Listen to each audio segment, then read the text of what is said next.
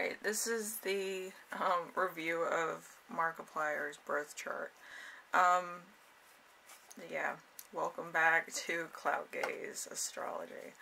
Anyway, he has some interesting things in his chart that I had to redo as far as mathematics is concerned. But since there's really no planet that was represented by this mathematical equation that's not formulated, I had to do it myself and actually find the numbers and find out what it means. So I'm going to try to cover that at the end if I have time. If not, I'll make a part 2 and then, fun.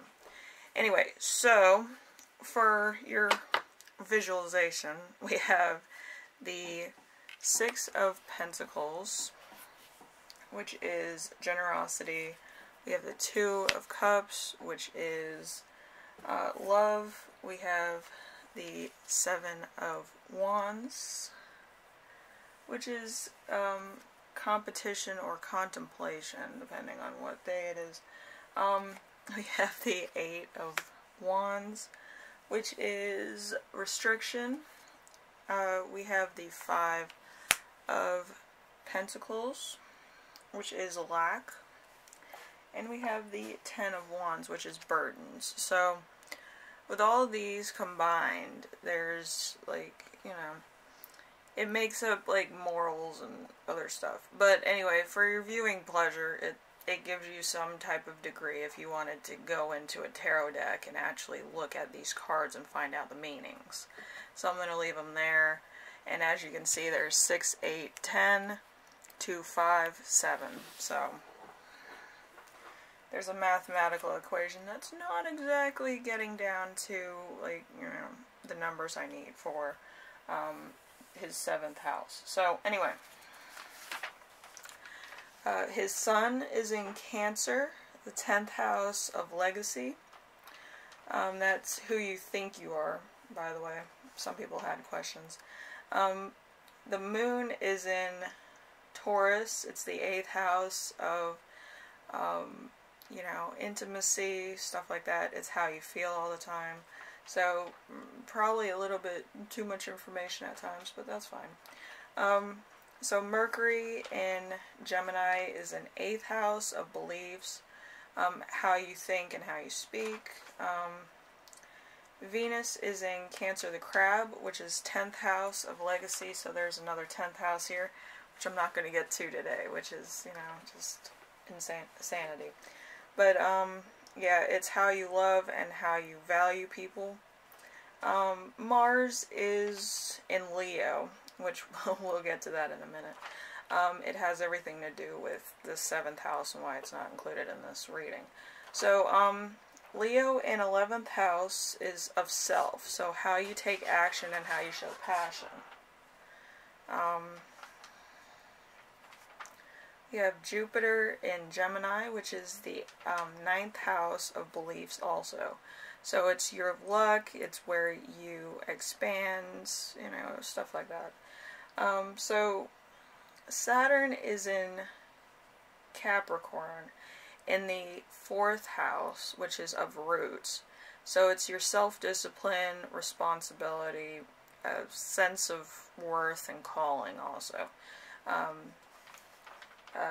We have Uranus, which is in Capricorn, which is 4th house also, which is the 4th house of roots, your uniqueness, where you do fit in or don't fit in. So it's on that level. And then we have Neptune. It's in Capricorn. It is 4th house in roots. It's your hopes, dreams, and imagination. It could be kind of traditional in times, or it could be modernized. Because Capricorn's in the middle of all these things right now. Especially with Neptune kind of going in and out of 2 different lines, which I'll try to explain. We have Pluto in Scorpio, which is in the 2nd house of values, your death, rebirth, transformation. Also, if you were ever to, say, pick another job, It's how you're introduced to people, like by your values first. His Lilith is in Libra, which is the fourth house of identity. So strong identity, everybody knows, and that kind of thing. So warrior, free will, and mission is that, like putting your identity, your emblem, your trademark, copyrights, whatever. And then we have the North Node of Aquarius, which is the fifth house of creativity and where you're going in this life, which also has everything to do with the Mars 11th house and the 5th house and 11th house have everything to do with this mathematical equation. I might as well do it now, so then people will understand. So, with the 11th house and the 8th house being together, it makes a 8. It's not exactly like an 8, it's like the infinity symbol. So that means impossibilities or possibilities. So that yoga, which is made with the 8, that's what it's called in astrology, is a private relationship that goes public. It gives a 2-year to 5-year period on this relationship. I don't know what it is, what time frame it is. So, yes, he could be married, but it's gonna happen spiritually, mentally, and if some other houses actually come into alignment with this line. He needs, let's see, he would need the Moon, Mercury, and Venus, and Jupiter to come into alignment with this yoga line. That's like a band that's going through his 5th and 11th house. Kind of like a boundary. If all of these planets decide to align, then it will happen. So usually marriage houses are 2, 5, and 8 if there is no 7th house. So instead of using those two, I decided to make this chart. So in the moon, it's the 8th house. The 2nd house, it's not on here either. But we do have the 8th house and we do have the 5th house. So with that, we have Mars and the North Node coming together to make the yoga.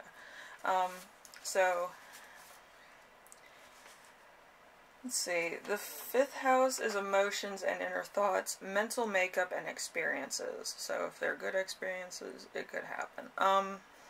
And then we have the 11th house of friendship and social circle. So it's somebody that he knows if he wanted to get married or have a domestic binding. If, you know, that's a little bit too much detail for today. But anyway, so, and the 8th house is mystery, secrecy, unconventional approach, and modern age way of thinking. So it does kind of go back and forth into the 11th, 5th, and the 8th house in order to make a marriage or a social contract of binding actually in this chart. Anyway, so the empty houses, the 3rd house is difficulty dealing with logic. The 2nd house not being here is feelings of insecurity and instability. We also have the 6th house, over reliance on others, possibly prone to illness. So if there's a cold going around, probably going to be one of the first people to get it. I'm also that way too. I'm probably the one that spreads it to my friends, to be honest with you. So the 7th house, distaste for love and relationships. And there could be some commitment issues in past. But a lot of YouTubers and a lot of celebrities are absent of a 7th house. So it could be like a prosperity line too of calculation depending on how the relationship goes. Usually with a yoga, it's going to be particularly good if everything aligns well. If there is no yoga line, it's usually a bad relationship. So probably ends in divorce, and the person would probably be single for a lot of years. So that's kind of, you know, why I wanted to mention it here. And then we have the 12th house. Can't cope with stress or fear, overly pressured situations. So, under pressure, being managed, probably meeting deadlines. I know of a lot of people that, you know, have that too. So, let's see. Let's do legacy, and then we'll get to charms, kind of going out of alliance here with everything. So, legacy of, I think it's the sun. Yeah, sun. If he wasn't a YouTuber, he'd probably be doing this.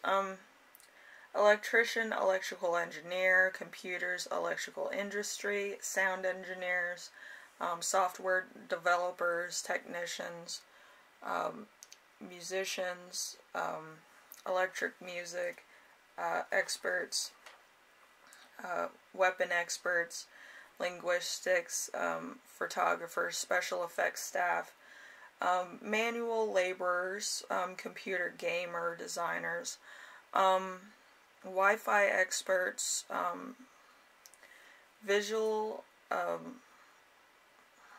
virtual reality and visual effects, and 3D experts, thinkers, philosophers, mathematicians. That's kind of funny that I had to do math on this. And researchers, doctors. Like, the doctor spectrum could be anything from x-rays to, like, lab work, or actually math. There's some doctors that do math, too. And, let's see, the things that were represented by,